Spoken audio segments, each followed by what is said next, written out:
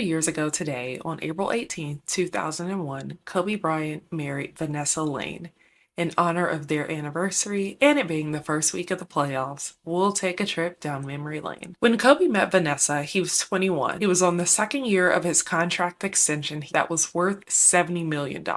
Vanessa was a 17-year-old high school senior that was a model, music video extra, and backup dancer. She met her future husband on the set of the East Sida's music video for their song G'd Up. Due to their relationship being so public, she had to leave high school in Huntington Beach and finish up her senior year at home through independent studying. She would go on to graduate with honors. By June of 2000, as the Lakers were playing the Portland Trail Blazers in the conference finals, Kobe announced his engagement to Vanessa about 7 months after they met. Kobe proposed to Vanessa with a 7-carat diamond engagement ring, and the value was speculated to be around $100,000. When mentioning Vanessa in interviews, Kobe would say, "She gives me balance." His coach, Phil Jackson, said, "I asked him if he was wet behind the ears, and Kobe responded, 'I do everything, young.'" Coach Jackson would also go on to say that Kobe was mature beyond his years. Less than 2 weeks after their engagement was announced, Kobe would go on to win his first NBA championship. On April 16th, 2001, Kobe and Vanessa would get married at St. Edward Roman Catholic Church in Dana Point, California. About 12 people were present, and that did not include his parents. Allegedly, they were upset that they were marrying so young, but also didn't like the fact that Vanessa wasn't black. This wedding was kept a secret from a lot of people, including his teammates. But one thing a lot of folks don't know is that Kobe was actually close to Michael Jackson, and he offered up his home as a venue for them to get married, especially if they were concerned about privacy. They would have their first daughter, Natalia Diamante, on January 19th, 2003. Allegedly, the birth of Natalia would be the first time Kobe would have spoken to his parents since getting married. About 6 months later, Kobe and Vanessa would have their vows tested when he went to Colorado for knee surgery. While there, he would be accused of sexually assaulting a 19-year-old woman. He admitted to the infidelity but denied the assault, saying that the act was consensual. During a press conference where he addressed the charge, Vanessa sat by his side, silently, as he cried and admitted that he was disgusted at himself for making a mistake of adultery, end quote. He would also turn to Vanessa and say that he loves her with all his heart and they'd fight the charges shoulder to shoulder. That summer, Kobe also purchased an 8-carat diamond ring that many would call the apology ring, though it was commissioned 2 weeks before he was charged. The charges would end up being dismissed on September 1st, 2004, since the accuser was unwilling to testify. A month before, the accuser filed a civil suit that would have been settled out of court for an undisclosed amount. In 2005, Vanessa suffered a miscarriage due to an ectopic pregnancy. Kobe would blame himself for the stress caused that likely contributed to the miscarriage. But they would have their second daughter, Gianna Maria Honore, the following May. 6 years later, at the end of 2001, Vanessa would file for divorce, citing irreconcilable differences. Almost 2 years later, they would announced that they reconciled. In April 2016, Kobe retired after 20 years of playing ball by scoring 60 points in his final game. That July, he'd announced that they were expecting their third daughter, and in December, Bianca Bella was born. Their fourth daughter, Capri Kobe Bryant, aka Coco, would be born in the summer of 2019. In 2018, Kobe mentioned how he'd use helicopters to get around, so that would allow him more time to spend with his family and less time spent in traffic. Sadly, just days after Natalia turned 17, on January 26, 2020, Kobe and Gianna, along with 7 others, would pass away in a devastating helicopter crash that was caused by poor weather conditions. An investigation would also rule that the pilot ignored training and federal regulations during the flight. Vanessa would find out about the horrible news through social media posts after initially being told that there were survivors. She'd urged the Los Angeles County Police to secure the area to prevent anyone from taking photos. But we would learn that up to 8 deputies would have taken or shared photos from the crash site on their personal phones and devices. While navigating life as a widow with 2 toddlers and a daughter heading to college, Vanessa filed a lawsuit against the county citing emotional distress. The jury would side with Vanessa and award a total of $28.85 million to her and her daughters. Since Kobe's passing, Vanessa took over his multimedia content company, Granity Studios, renamed the Mamba Sports Foundation to Mamba and Mambacita Sports Foundation, launched a clothing line to honor her daughter, and many more philanthropic works to honor the legacy of not only her husband Kobe, but daughter Gigi as well. She's doing all this while remaining a very present mother to Natalia, Bianca, and Coco. Please know that sharing the story of Kobe and Vanessa was not meant with malintent, but actually comes from a true place of respect and even admiration. Like I mentioned earlier, this is playoff week on I'll Tell You What, so come back tomorrow for another basketball love story of one of your favorite players. And if you missed the news, I'll Tell You What will become a podcast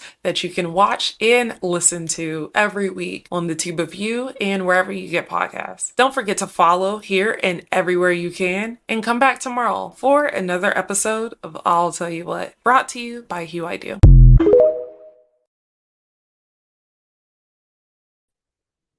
Good evening. Thank you for joining me here with Conversations with Taz, specifically for Talk About It Tuesday.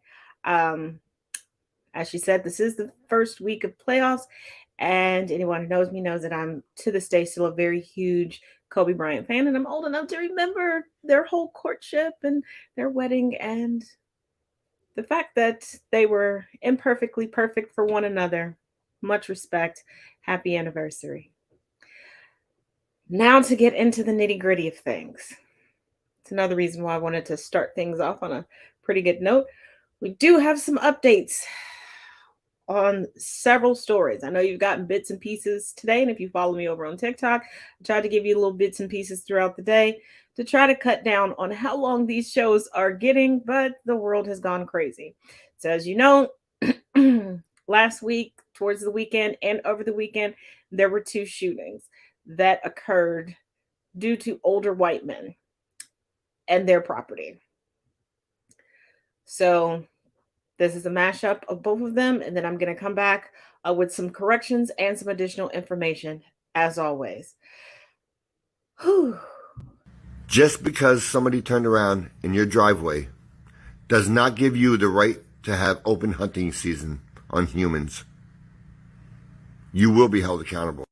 Just because somebody knocked on your door by mistake does not give you the right to have open hunting season on humans. You will be held accountable also. Stay focused and enjoy your family. Hey friends.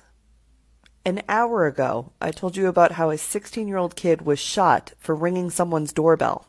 And just now we find out that a 20-year-old girl was shot and killed for turning around in someone's driveway. Kaylin Gillis of Schuylerville, which is a town out by Saratoga Springs in New York, upstate, was shot twice and killed in front of her friends because this guy felt so threatened by someone pulling into his driveway quickly that he walked out of his house onto his lawn and shot at her. And when the cops showed up at his house to arrest him, he refused to come out. They had to negotiate through a 911 dispatcher for over an hour before they were able to arrest him. He's been charged with second-degree murder and is being held in jail. What are we doing? What are we doing? Just for comparison, he was arrested within 24 hours after shooting a white girl who was trying to turn her car around because she had pulled into the wrong driveway. He came out and shot up the car and killed her, and he was arrested within 24 hours. Just saying.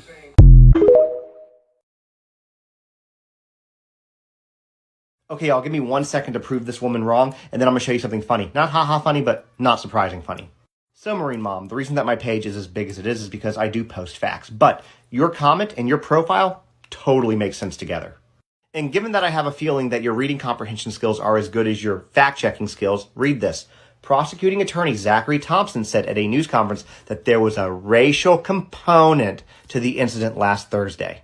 Again, based on your profile, I just think that you're mad that white people are getting in trouble for shooting black people. Okay, now that that's out of the way, if you go to the video that comment was attached to, you will see that I was saying that Andrew Lester was somebody who devoted their whole life to Christianity, teaching it, and then wrote books on Christianity. He shot this black kid, right? The angry Christian. Anger, discovering your spiritual ally. But wait, coping with your anger. And when children suffer. And look who the author is on all of them, Andrew Lester. Big surprise, right?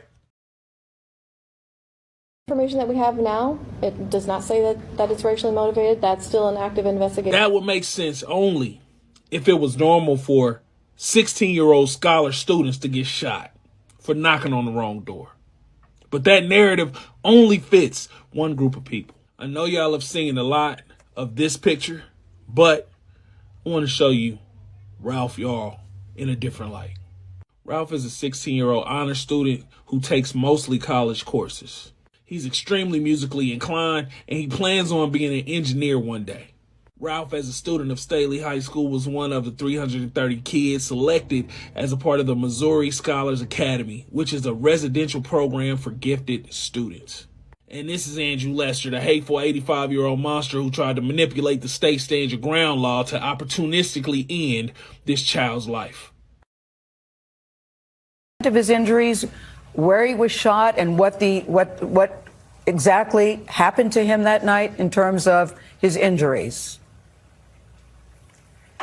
Ralph was shot on top of his left eye, that I would say in the left frontal lobe, and then he was shot again in the upper right arm. He was shot, he had the bullet in the up here for about, let's say, up to 12 hours before it was taken out. So that injury is extensive, and it's the residual effect of that injury is going to stay with him for quite a while. He's home, but I want to remind everybody that Ralph is home because he's surrounded by a team of medical professionals. I'm a nurse for almost 20 years. His aunt is a physical therapy. His uncle is a medical professional. That's why he's home. So let's put that into perspective. Yes, that's a very good point. What did the doctors tell you about how he was able to survive this injury? I couldn't believe it when we heard on the news that he was home and walking and talking. So yesterday I talked to his pediatrician, and she said, so the CT said that there is just minimal fragments of the bullet in his brain. And I said, yes. And she's like, how? And I said, I don't know how. And she's like, bless God. And that's all I could say, because if she doesn't understand how, I don't understand how. Because if you get shot at that close of a range and the CT said that and the doctor don't understand how, then I don't understand how. Yeah, none of us understand how. Say. We're just all glad, Ms. Nackby, that he's alive. So the man who shot 16-year-old Ralph Yarl for simply knocking on his front door has now been charged. 84-year-old Andrew Lester has been charged with first-degree assault as well as armed criminal action. I believe both of those are felonies. An arrest warrant has been issued. Investigators said they absolutely believe there was a racial component to the shooting. But while all that was announced last night, today the Kansas City Defender is stating that Andrew Lester has not been arrested yet and has likely fled the state, with cops allegedly saying they have no idea where he is, where the 84-year-old man is. Oh, and an extra little fun fact about old Lester here. He was a minister for many years who wrote multiple Christian books. A few noteworthy titles: Anger, Your Spiritual Ally, The Angry Christian, and Coping with Your Anger. Considering the fact that he shot a young man for simply ringing his doorbell, I have a feeling he needs to deal with a log in his own eye before he starts talking about anybody else's speck. There's some good news, though. Ralph is out of the hospital. He's recovering at home, and a GoFundMe that was set up for him has raised more than $2.5 million. So hopefully something positive can come out of all of this. But in the meantime, the other day I mentioned the case of Sinzay Reed. I'm going to repost that video attached to this one because this young man and his family still need justice. October 12th, 5:30 in the afternoon, Columbus, Ohio, an apartment complex. Several witnesses see Craig Butler Sr. exit his red pickup truck, draw a firearm, and fire multiple shots at 13-year-old Sinzay Reed, striking him 4 to 5 times, several of those being in his back. Mr. Butler then got back in his vehicle and fled the scene. The next day, police arrested him, charged him with murder. He's being held on $1 million bond. On top of that, he had previously been charged with domestic violence, and under federal law, he's not allowed to be in possession of a firearm. And then 5 days later, prosecutors dropped the charges and removed the bond and released him. And they did all of that without informing the victim's family at all. When the family did find out that happened and they asked why charges had been dropped, the lead detective told them it's because Mr. Butler and his mother gave statements indicating that this was self-defense. So somehow, from within his truck, that man felt threatened by that 13-year-old child, exited his truck, and shot him multiple times, some in the back, in self-defense. Now they're still investigating, but of course, that young boy's family is confused and wants to know why this has happened. They also said they have no reason to believe Sinzay had a weapon, that he's not known to carry a weapon. So again, how is it self-defense? What kind of a completely fucked system does it take to have this man, who shouldn't have a gun, get out of his truck, fire multiple times, and kill this child? Witnesses say nothing about any return fire, anything, just that he was shot and killed. And then have this guy go, hey, self-defense. And his mother go, yeah, self-defense. And police stand over this child's dead body and say, oh, maybe. Columbus, Ohio. The whole world is watching. Like I said, I have some additional information. I'm going to clear up some things, and I'm going to update you. Let's start with Kaylin Gillis. This is coming from the BBC. Kaylin Gillis, woman shot dead in New York State after friend pulled into wrong driveway. A man has been charged with second-degree murder in the U.S. after he allegedly shot and killed a 20-year-old woman as the car she was in mistakenly drove up the man's driveway. Kaylin Gillis, was with 3 other people in New York State on Saturday. They accidentally drove into the driveway of Kevin Monahan in the town of Hebron, police say. As the driver was leaving, Mr. Monahan, 65, allegedly opened fire on the vehicle, hitting Miss Gillis. This is a very sad case of some young adults who were looking for a friend's house and ended up at this man's house, who decided to come out with a firearm and discharge it. Washington County Sheriff Jeffrey Murphy told at a news conference. The area is rural and the driveways are poorly lit at night. None of the group had exited the vehicle or attempted to enter Mr. Monahan's house before he allegedly opened fire, Mr. Murphy said. There's clearly no threat from anyone in the vehicle, Sheriff Murphy said. There's no reason for Mr. Monahan to feel threatened. Because he didn't. They tell us every day, on and offline. They have fantasies of hurting someone. Now, let me update you on Ralph Yarl. First of all, today, 1,500 students walked out of his high school to show support and solidarity. They were joined with staff. So, as you heard his mother say, there was a bullet lodged in his frontal cortex. An arrest warrant was issued for Andrew Lester with a $200,000 bond. Lester stated that he was scared to death and thought Yarl was breaking in. I don't know who rings the doorbell to break in, but okay. Lester shot through the glass door, then opened the door and shot him again. Now, from one legal expert that I saw earlier, in Missouri, the felony charges that Lester is being charged with include attempted murder within its parameters. Missouri does things a little bit different than a lot of other states, but people wondering, like, why wasn't he charged with attempted murder? It's in the parameter of the charges. Allegedly, I was not able to confirm this, Mr. Lester does have a home video security system, but guess what? It wasn't working at the time. You're so afraid someone in your hoity-toity neighborhood is going to break into your home, but you don't get your security cameras fixed. There was no indication of an exchange of words before the shooting occurred. Lester also stated that he was terrified of Yarl's size. Now remember, Lester also claimed that all he saw was a black silhouette. So which one was it? You clearly saw him outside the glass door, or you saw just a silhouette. Yarl was turned away twice while looking for help and yelling, stating that he had just been shot from the street. After Lester shot him, he told him not to come around here again. When he did find someone who appeared to be going to give him some help, he was told to raise his arms and lay down on the pavement. When he got down to the pavement, that is when Yarl lost consciousness.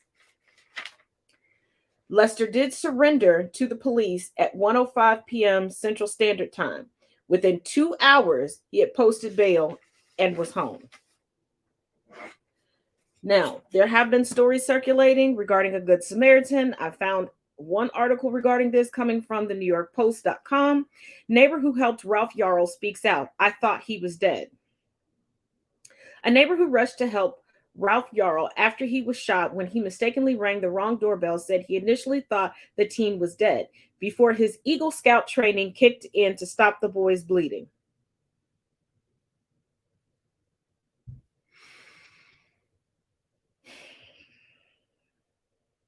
Yeah, makes sense. Let's make this tragedy all about you. James Lynch, 42, told NBC News he had just gotten out of the shower Thursday night when he heard shouting outside and noticed a boy banging on someone's door. But you didn't hear I heard somebody screaming, "Help, help, I've been shot," the father of 3 told the outlet.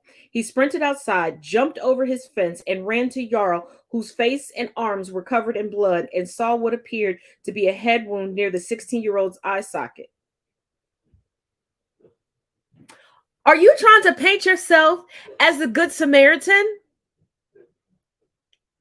Because when Yarl gave his statement to the police and in talking to his parents, he didn't know who gave him help. The last thing he remembered was passing out and going unconscious once he got down onto the pavement after he was told to hold his hands up. So are you trying to get ahead of the story before they recognize? Now, you don't put your face out everywhere.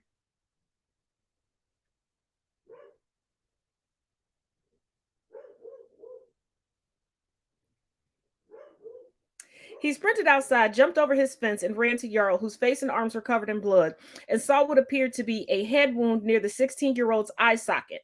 I thought he was dead. Was he standing up or was he laying down? Let's continue. Lynch told NBC News on Monday, adding, "No one deserves to lay there like that. He hasn't even begun to live his life yet. He didn't deserve to get shot." How regular, schmegular is getting shot in this neighborhood that nobody was alarmed by gunfire? There were no 911 calls. Like, you didn't look around and see, like, where did the government come from? Where are they? He said he recalled his Eagle Scout training and began administering first aid with the help of another neighbor who arrived with some towels to stop the bleeding.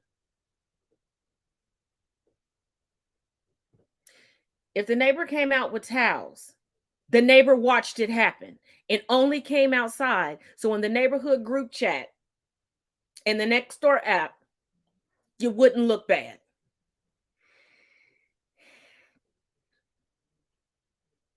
I'm going to grab your hand really tight, Lynch said. He told the boy before checking his wrist for a pulse. Baby, he was already blacked out if you saw him on the ground. Who were you talking to? He also asked the team his name, which Jarl managed to spell, and what school he attends as they waited for paramedics to arrive. Not what are your parents' names, so that when the authorities get here, we can make sure that they're contacted. The story is not storying. Lynch brushed off the notion that he was a hero. Oh, that's why he's in the New York Post and on NBC and his face is everywhere. And he's plugging the Eagle Scouts. Child. Ooh, y'all just be working my pressure. Y'all just be working my pressure. I swear for God. Y'all, Well, another headline from the day that maybe many of you all have not heard about, but this is a bit of good news. It's tremendously good news. Hold on. I don't know. Here we go. Coming from WLWT.com.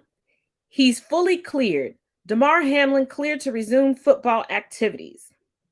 Buffalo Bills safety Damar Hamlin has been cleared to resume full football activities, the team announced Tuesday.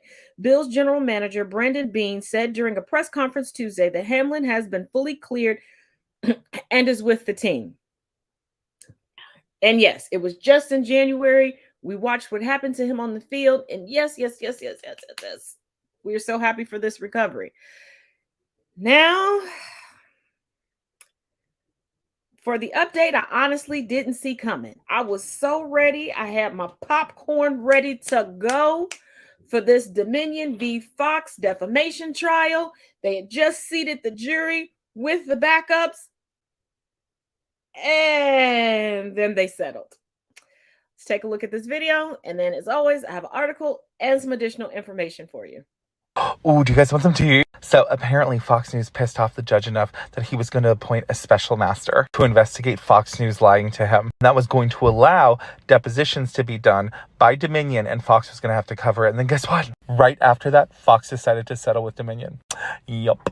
Right afterwards. Drama. Does this mean, though, it's turned into a criminal matter, though? Like, what Fox News settled like that? Oh, they got the shit scared out of them. Now, it's my understanding they're also going to have to admit that they lied.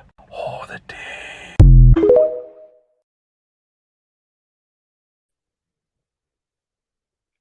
Now, keep in mind, this was a 441-page complaint from Dominion. The jury was seated, 6 men, 6 women. There were also alternate jurors, also 6 men, 6 women that were seated.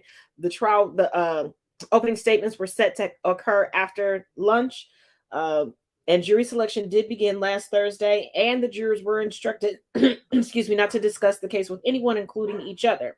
The settlement was reached just as opening statements were supposed to occur, and the settlement is for $787.5 million.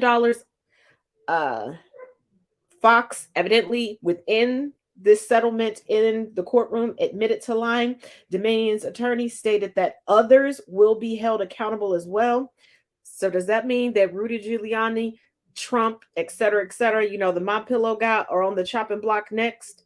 Are they going to be the next ones to be sued? There has not been, excuse me, a public apology from Fox. The statement that they put out, I did stick that over on TikTok. You can go over there and check that out. And according to the settlement, Fox News does not have to deliver an on-air apology. Yeah, their sycophants are really going to be amped up. Now, coming from Reuters.com, Fox settles Dominion lawsuit for $787.5 million over U.S. election lies. Here's the summary. Dominion CEO calls settlement of 2021 lawsuit historic. Fox says it wanted to avoid acrimony of a divisive trial. Oh, excuse me. And the settlement was announced at the 11th hour after the jury was picked. Remember, the trial was in Wilmington, Delaware.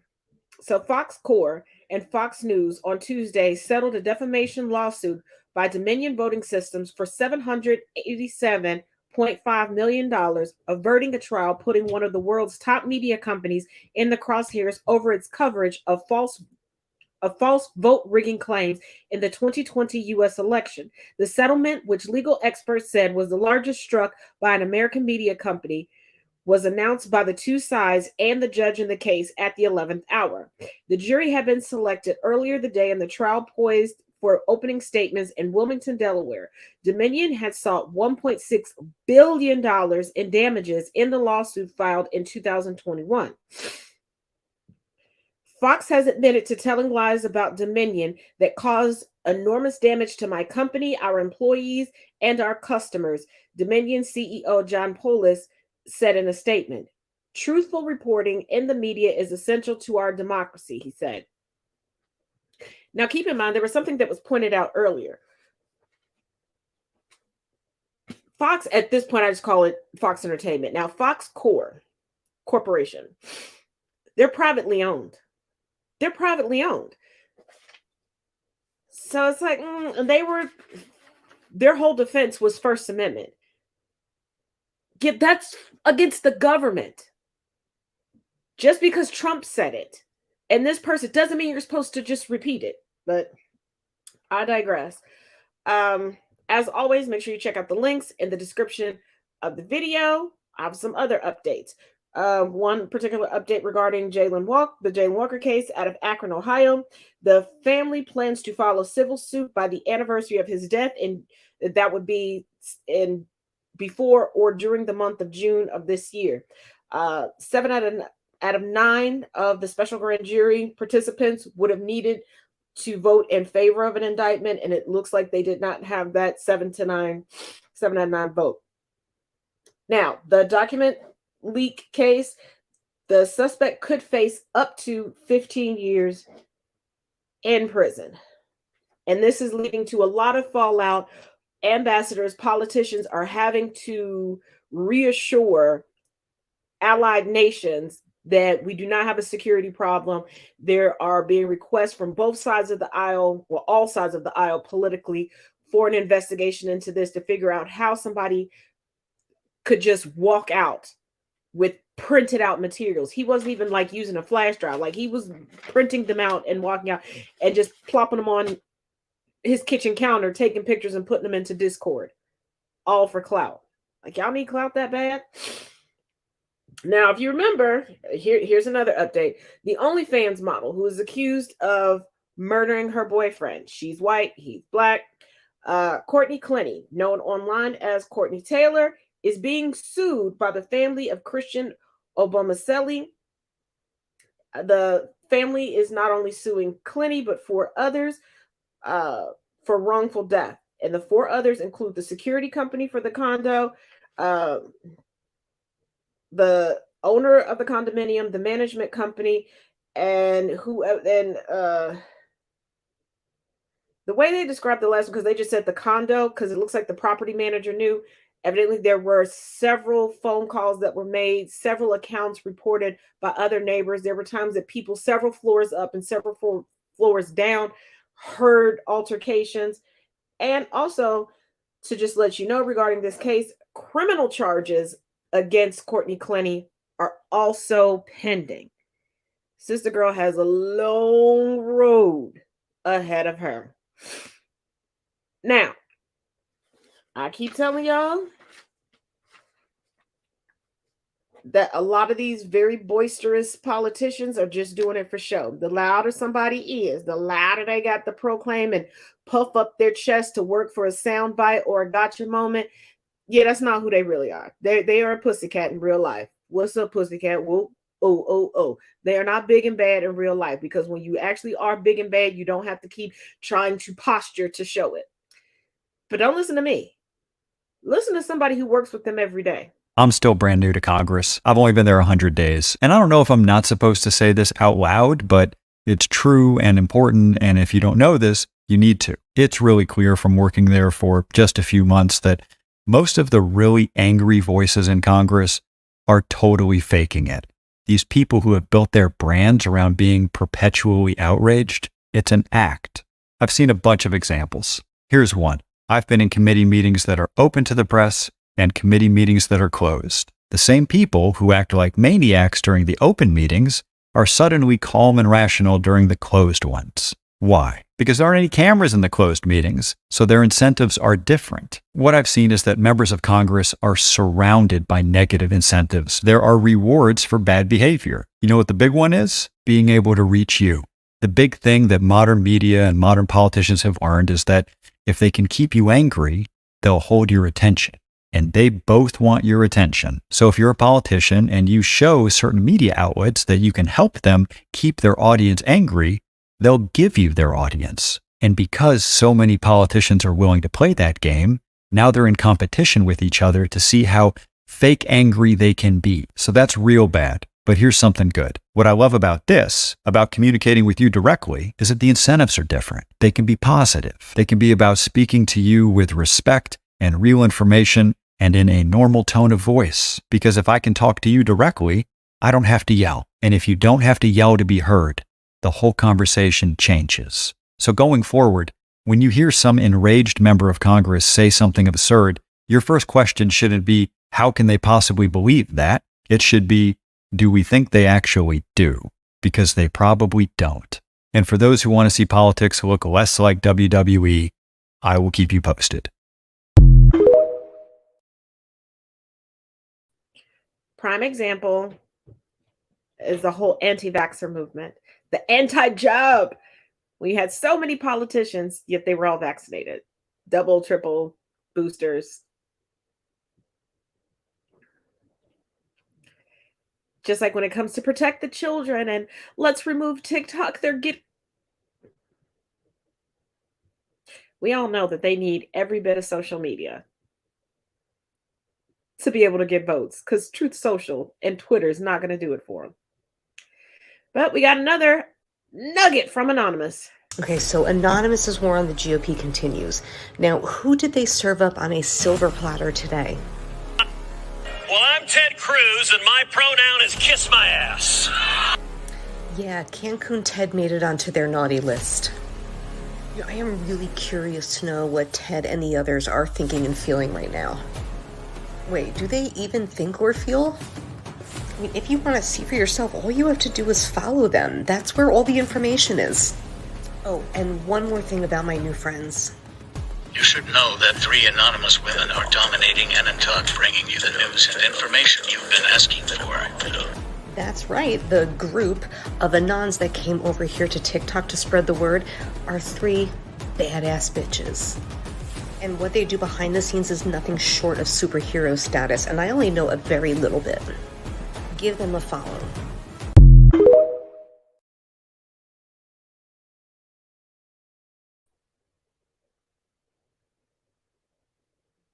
Let's take a pause for the cause and we'll get into the second half of this.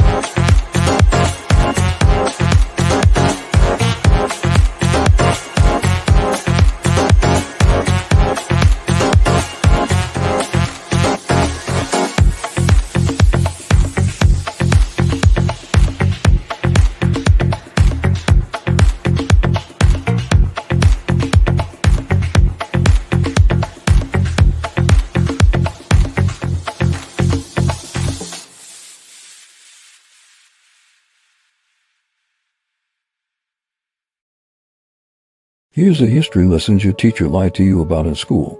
Gandhi wasn't the saint you thought he was. Most of us don't know that Gandhi abandoned his wife to live with a rich male bodybuilder before he got involved in British-Indian relations. Now, if Gandhi was gay, who cares? But Gandhi tried to get all references to homosexual traditions erased from Indian temples in an act he called sexual cleansing. And to test his resistance to sexual temptation, he'd sleep in bed naked with his teenage grandnieces. But worse than his sexual hypocrisy was his terrible racism. Gandhi may have wanted India freed from British rule, but he was perfectly happy with the rigid caste system of the nation. Gandhi wrote of a time when he and his followers were led to a lower caste jail for protesting. We could understand not being classed with whites, but to be placed on the same level as the natives seemed too much to put up with. Kafirs are as a rule uncivilized, the convicts even more so. They're troublesome, very dirty, and live like animals. When asked about Indian views on race versus white South Africans, he wrote, "We believe as much in the purity of races as we think they do."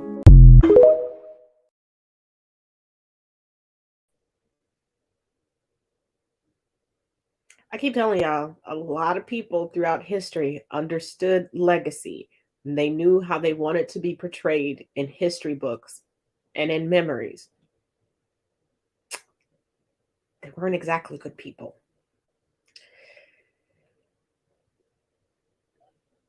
Now let's look at this Trump legal strategy regarding him being sued by E. Jean Carroll. This is real life.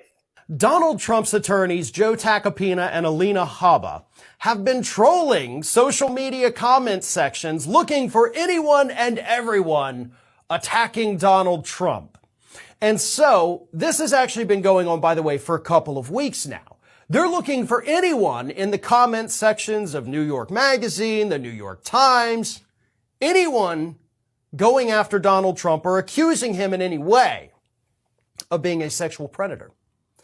And the reason they put all of this together is so that they could present it to a judge, which they did on Friday, showing the judge, look at this judge, look at all of these people who've already made up their minds about who Donald Trump is and what he has done. Clearly, you cannot keep the jury anonymous for the upcoming E. Jean Carroll assault trial because we, the lawyers, have to make sure that none of these jurors are any of these people online saying these things about Donald Trump. Now, the judge understood, rightfully so, that those people could be these could have been people in Brazil calling Donald Trump a sexual predator. You know, doesn't mean that they're going to be on the jury for very obvious reasons. So Judge Kaplan decided, no, this, like what you have brought me is effectively meaningless, and I am not going to unmask the jury for this upcoming assault trial. But it's not just because what the lawyers presented was useless. It's because, as the judge wrote, Mr. Trump's quite recent reaction to what he perceived as an imminent threat of indictment by a grand jury sitting virtually next door to this court was to encourage protest and to urge people to, quote, take our country back. That reaction reportedly has been perceived by some as incitement to violence. And it bears mention that Mr. Trump repeatedly has attacked courts, judges, various law enforcement officials, and other public officials, and even individual jurors in other matters. Nothing between then and now has occurred to warrant revising that ruling. So the judge basically said, listen, your guy loves to attack people. He loves to put them in other people's crosshairs. Therefore, I am not going to let him know. I am not going to let you know. I'm not going to let the prosecution know who these anonymous jurors are for this case. Not prosecution, sorry, the plaintiff's lawyers. They're not going to know either. Nobody's going to know. But be careful what you say online, folks, because apparently Donald Trump's lawyers are out there copying and pasting comments into a document to try to show the judge that it's impossible to try Donald Trump because everybody's already made up their minds about him and everybody's so darn mean to him. I think they're forgetting who they're representing and what this man does because, as the judge pointed out, like, yeah, you're kind of only presenting half the story. Sure, there's lots of people saying mean things about Donald Trump online, but Donald Trump's also online inciting violence against the court literally next door to us. So, yeah, you haven't made a point, and I'm not going to let you know who the jurors are.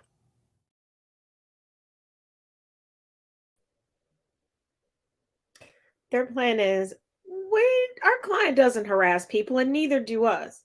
Neither do we. But let me show you this list of people that we found to possibly harass, as we're actively allowing our client to harass people online. And he's already being investigated for inciting a self-coup.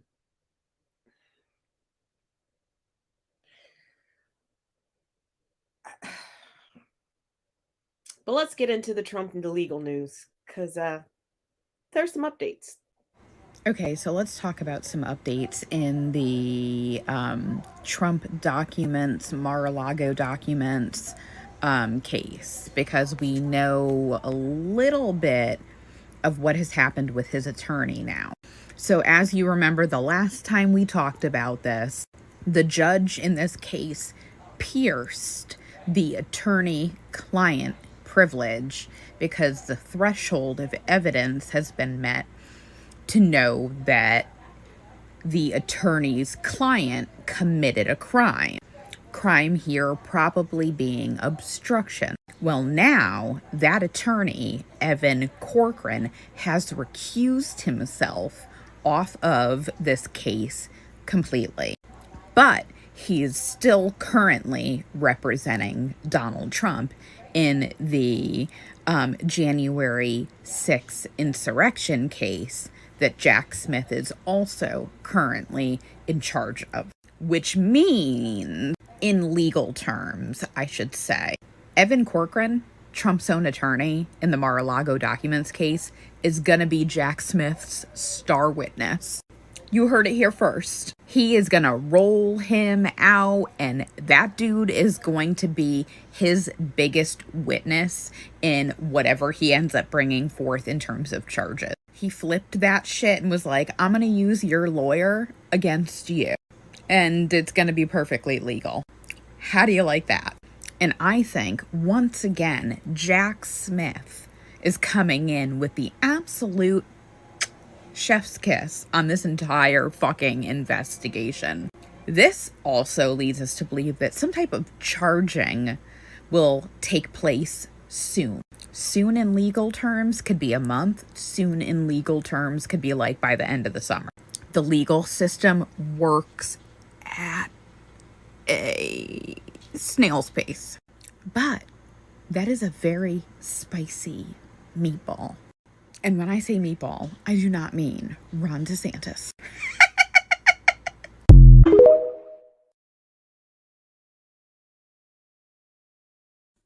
Trump's fake Georgia electors are now ratting on each other. Wow, who would have saw that coming? Not me.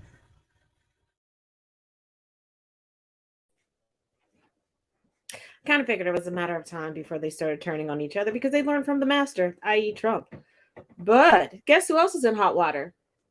Yeah, Clarence Thomas. Things somehow getting even worse for Supreme Court Justice Clarence Thomas after it was revealed that he had been accepting gifts and trips and presents from a Republican super donor for decades. It has now also come to light that that same Republican super donor actually purchased the property and the home that his mother lives in, renovating the home to add things like a covered carport and also allowing her to live there rent-free. Clarence Thomas also now rolling back on what he initially said. Initially, he said that there was no need for him to disclose these on his financial records. He has now made a public statement saying that he's going to go back and update all of the financial records to reflect the gifts, the trips, and the sales of real estate.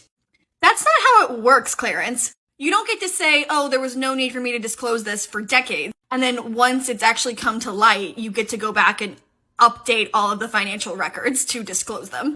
Cat's kind of already out of the bag.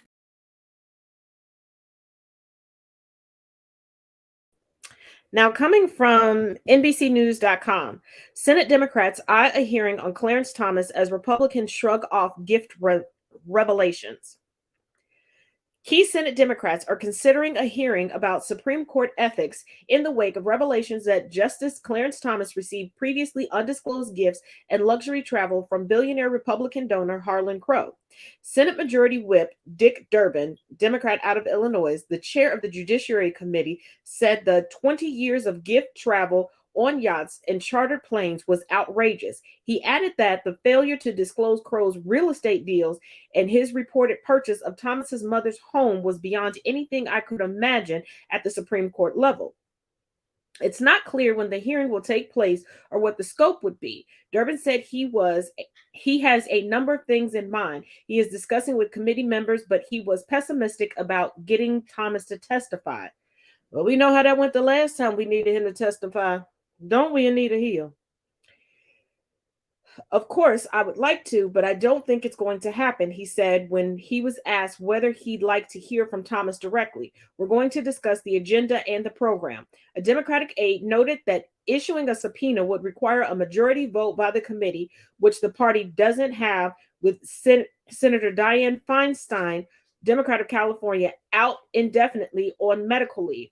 So that option is out of the question, the aide said. Durbin said Democrats are putting the onus on Chief Justice John Roberts to accept the responsibility of the court to investigate Thomas's conduct and make a change in approach on ethics. Every other federal judge in America, except for 9 in the Supreme Court, is bound by an ethical standard, which is important, he said, adding that members of Congress are bound by much higher ethical standards than justices are. Tisk, tisk, tisk. Now, let's lighten things up a little bit. There was a royal screw up over the weekend that Black Twitter got a hold of and did their Black Twitter thing. Whew, the Daily Mail truly screwed up on this one. This is the result of being cocky and flying too close to the damn sun. Your ass got burned. Kate is currently being drugged for filth over there on the Bird app, and it is very much deserved. And in my opinion, that article reeked of narcissistic tendencies. How are you going to make a bold-ass claim that your ancestors freed Megan's ancestors? You're taking a traumatizing time in history to make it about you, and it's not. I just threw this picture in because it was funny. Okay, the Daily Mail failed you. I mean, big time.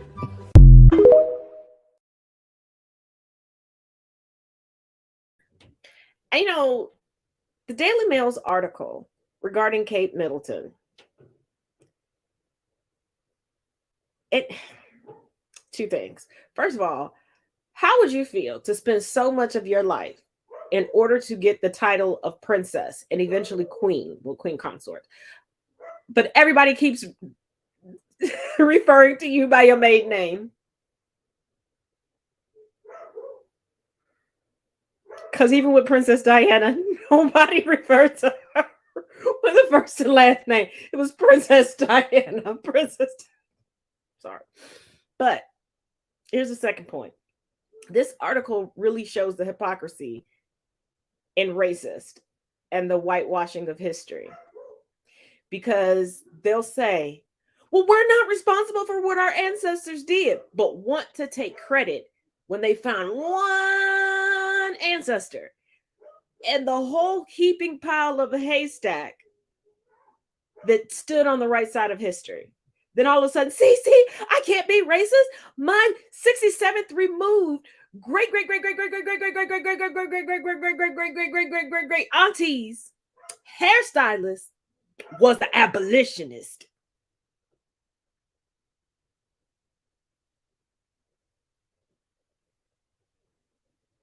So you're only responsible for the good stuff.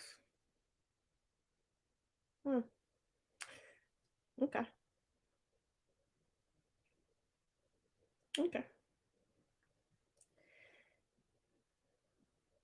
Now, we're noticing a lot of amending to child labor laws, trickling from one state to the other. Here's a very interesting theory on that. Take a look. Why do you think there's this huge movement to pay children for jobs? I mean, I know we know that COVID killed off a huge part of the working force. But I have questions because, first of all, I thought the illegals were taking all the jobs. So the illegals aren't taking the jobs. Okay. So why do we want to pay children for these jobs? Surely it couldn't be to so we could pay them less, right? You don't have to have the whole living wage conversation for what is deemed entry-level positions if they are children living under their, parents' care. I'm sure that's not it. I'm sure that's not it at all. But I'm curious to know how you can justify 16-year-olds being in an environment where they can serve alcohol and somehow that's not detrimental to them and they would not be exposed to things that are unsavory for 16-year-olds to be exposed to. Someone want to explain that to me? Explain it to me.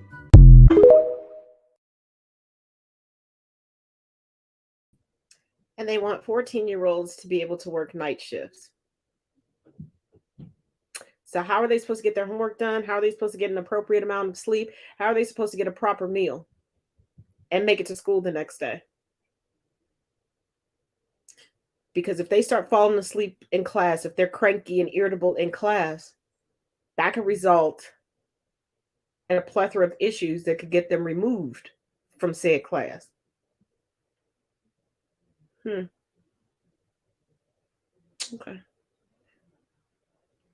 But that's not the only craziness going on. The Bud Light protests are losing traction. But watered down beer is causing the girls to fight in the GOP.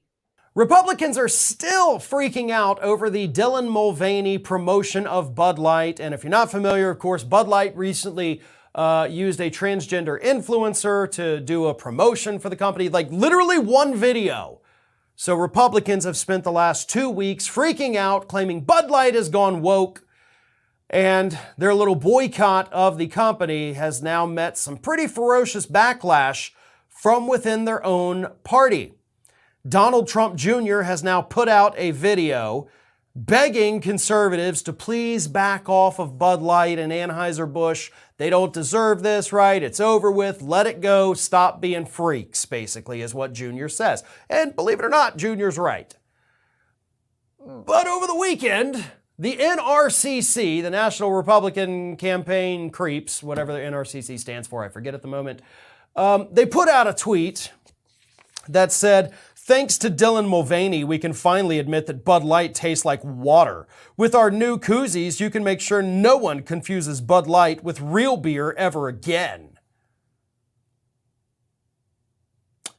And then a little while later, the NRCC deleted that tweet because apparently they were reminded shortly after they sent it that, hey, Anheuser-Busch gives hundreds of thousands of dollars to the Republican Party every single campaign cycle, and you're screwing us. So the NRCC thought, oh shit, I like money. I gotta delete the tweet. And I'm sure that had a lot to do with Don Jr. coming out saying like, guys, ixnay on the Bud Light Bay, right? Because we want that Anheuser-Busch money. Because Republicans love a good woke freak out for their Republican base. But what they don't like is actually getting any backlash from it from corporations. Hell, even Disney, that has been in Ron DeSantis' crosshairs for well over a year and royally screwed him over because they're much smarter, they still gave money to his re-election and his inauguration for the second term. Like, they didn't even hold him accountable or punish him in any way. And Bud Light's over here saying, guys, listen, not Bud Light, but Anheuser-Busch, you know how much money we give you, right? I mean, you can see the numbers. It's publicly available online for anyone too. You're going to piss us off and you're not going to get any more of that. We are one of the top Republican donors in the country and you're pissing us off? Does that sound like a smart thing to do? No, probably not. But here's the thing. Republicans, it's beer, okay? It's a beer. If you want to drink it, drink it. Drinking it is not going to turn you transgender, okay? It's not going to make gay people straight or straight people gay. It's not going to do any of that. It's a beer. It's going to increase your blood alcohol content level if that is what you're looking for. Okay? If you want to drink it, drink it. If you don't, don't. But don't get up on your idiotic high horse and act like we're superior because we're boycotting this because we're afraid of a transgender influencer, which is what you're admitting to. You're afraid of Dylan Mulvaney. It's hilarious. It's absolutely ridiculous that Republicans will find anything to freak out about. It's not like Dylan Mulvaney is going out there and doing commercial after commercial after commercial for Bud Light. It was a single promotion that showed what delicate little snowflakes every Republican in this country is. That's who you are. That's what you do. And in order to defend yourselves, you'll lash out and say, nope, liberals are the snowflakes. Really? I'm not afraid of Bud Light, but you are. So, which one of us is the snowflake?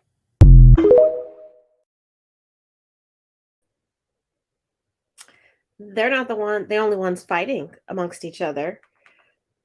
But y'all are gonna love this because this comes from I really didn't see this one coming. This comes from Newsbreak. Georgia's Marjorie Taylor Greene turns on former MAGA Republican allies, calling for the FBI to investigate them. I thought she wanted to defund the... Never mind. On April 17th, in the midst of an unfolding drama over the conduct of two notorious and notable MAGA Republican figures, Georgia's most controversial and outspoken Republican, Marjorie Taylor Greene, went on the offensive to distance herself from the drama. On April 17th, she tweeted her disgust at the conduct of Ali Alexander, notorious Stop the Steal campaigner, and also implicated Nick Fuentes in the same unfolding situation, claiming that Fuentes was also complicit. Now, this is what the tweet reads. This is disgusting textbook predation of underage boys, and Nick Fuentes was in on it. Hashtag Nick knew. In exchange for recanting his accusation, Nick Fuentes and Ali Alexander offered to get him a job in politics. At FBI should investigate. It is an article. She attached an article from thedailybeast.com. Stop the Steal organizer apologized after being accused of asking an underage male for illicit pictures, basically. For good measure, Georgia's Taylor Greene also called for the FBI, a federal organization that she's previously suggested should be defunded, told you, to get involved and investigate the pair. The sudden change of heart in regard to her former allies in the Republican Party is something of current theme for Georgia's Marjorie Taylor Greene. It's been going on for a couple of months, because remember with the whole Kanye West backfire, she was acting like she didn't know who Nick Fuentes was. Yeah. Earlier this month, a clear rift had emerged between her and Trump publicist Laura Loomer, who also pointed out that they'd previously been friends and allies.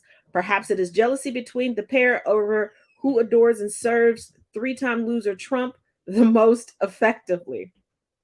Oh, there's definitely some jealousy on Taylor's end, but she does draw heavily from the Trump playbook, and this is classic Trump.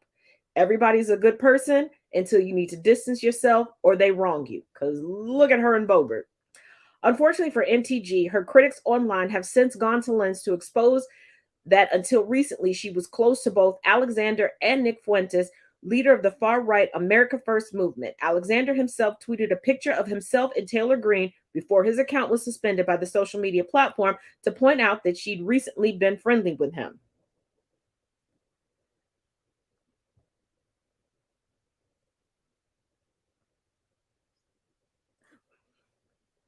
I guess. But guess who else is turning on one another? The fake electors from down in Georgia.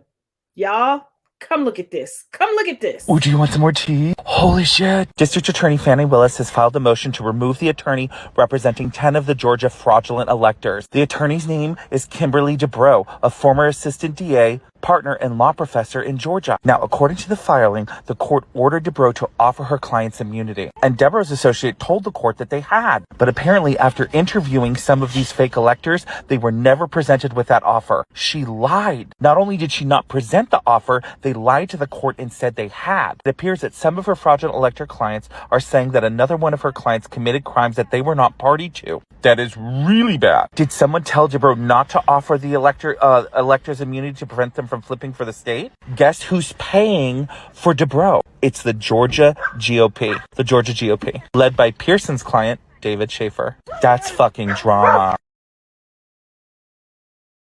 Cameron Sexton was finally asked about his Nashville home.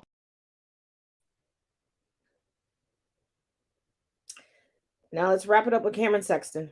Cameron Sexton was finally asked about his Nashville home and the tens of thousands of dollars in per diems he's collecting from taxpayers for a 2-hour commute back to Crossville that he doesn't make. Sexton's response was to mislead the people of Tennessee. Sexton said, "I live in Crossville, my home is in Crossville, and those per diems reflect what's happened amongst everybody." None of that is true. First, Sexton's home is in Nashville. He bought it for almost $600,000 in 2021. Sexton admitted that he and his family live in Nashville year-round. His youngest child is enrolled full-time in a Nashville school. Second, the per diems he collected do not reflect what happened amongst everybody. Reps who live within 50 miles of Nashville get around $80 a day. Reps who live more than 50 miles away from Nashville get around $313 a day. To cover the costs of living away from home, Sexton owns a home in Nashville. To put this in perspective, since 2021, the representative from District 56, where Sexton lives, collected just $10,885 in per diem expenses. Since 2021, Sexton has collected